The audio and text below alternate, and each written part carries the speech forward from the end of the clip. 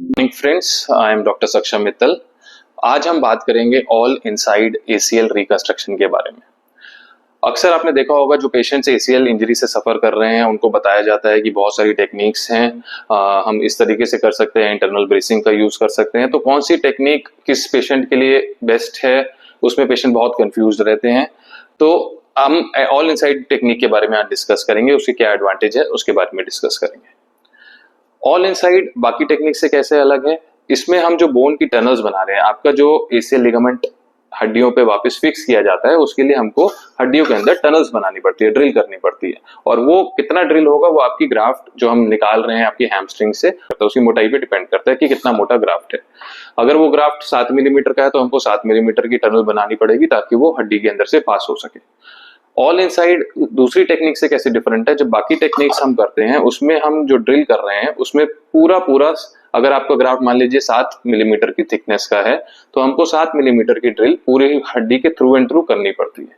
All inside में क्या advantage है कि हम सिर्फ जितना पार्ट हम चाहते हैं ग्राफ्ट का हड्डी में रहे, अगर हम चाहते हैं 15 mm या 20 mm हड्डी के अंदर रहे तो हम उतना ही ड्रिल अंदर से बाहर करते हैं। एक फ्लिप कटर होता है जिसके थ्रू वो सिर्फ 20 मिलीमीटर ही उसको उतनी मोटाई का ग्राफ्ट को थिकनेस का उसको काटेगा, हड्डी को उतनी टनल बनाएगा। सिमिलरली ऊपर वाली बोन फीमर बोन में भी उतनी ही मोटाई का ही टनल बनेगा, उतनी ही लेंथ का।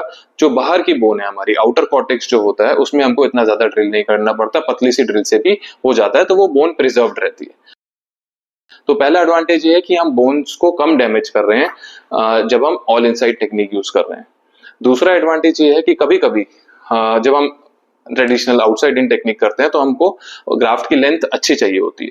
तो जो हम हैमस्ट्रिंग्स निकाल रहे हैं, आपका जो सेमी टेंडिनस और ग्रेसिलिस हम निकालते हैं, मोस्ट केसेस में जब हम ऑल इनसाइड ही कर रहे हैं हमको सिर्फ एक ही टेंडन निकालना पड़ता है, जो कि नॉर्मल केसेस में हमको दोनों टेंडन निकालने पड़ते हैं, सेमी टेंडिनस भी ग्रेसिलिस भी। क्योंकि ऑल इनसाइड में हमको ग्राफ्ट की लेंथ अगर कम भी मिलती है तब भी हम ऑल इनसाइड टेक्निक से कर सकते हैं, लेकिन आउटसाइड इन में हमको ग्राफ्ट की लेंथ ज्यादा चाहिए। तो इसका ये एडवांटेज है कि हाँ, एक ही टेंडन निकालने से आपके शरीर का सिर्फ सेमी टेंडिनस निकालने से भी उसको अगर हम 3 या 4 बार फोल्ड करते हैं तो हम आपका ऑल इनसाइड टेक्निक से इसको फिक्स कर सकते हैं।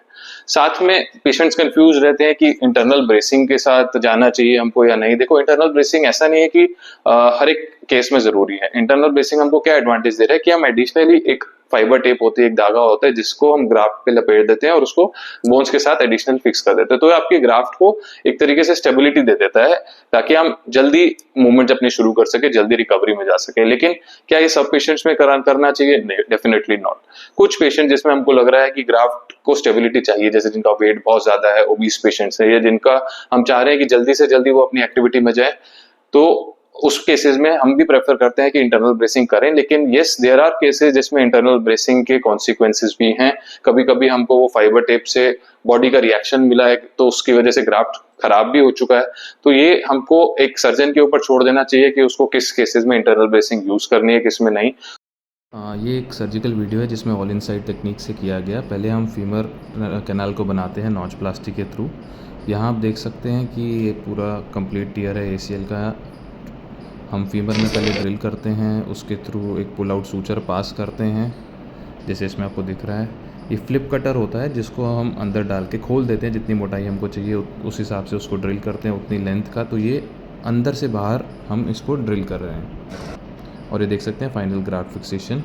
इसके रिजल्ट्स काफ़ी अच्छे हैं। पेशेंट को नेक्स्ट वीक से ही इतनी अच्छी रेंज ऑफ मोशन आई और वो अपने डे टू डे एक्टिविटीज़ में वापस है।